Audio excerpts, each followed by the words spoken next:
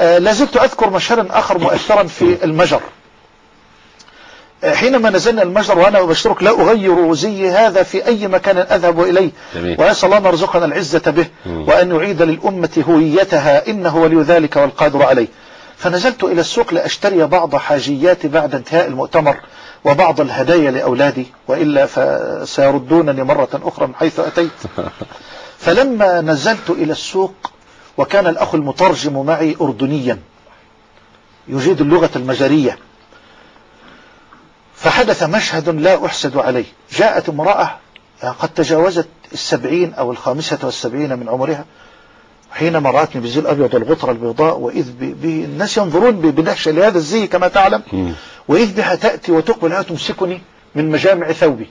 قلت يا إن الله وإنا إليه راجعون، اللهم أجرنا في مصيبتي أخلف خيرا منه. فالأخ يقول خير في إيه؟ أقول للأخ في إيه خير؟ فإذ بها تقول له، تتحدث تقول ده المسيح هو نزل إمتى؟ المسيح نزل إمتى؟ لأنه متصور الصورة اللي بيرسموها ويقدموها، فهذا من الطرائف التي لا أنساها أبدا.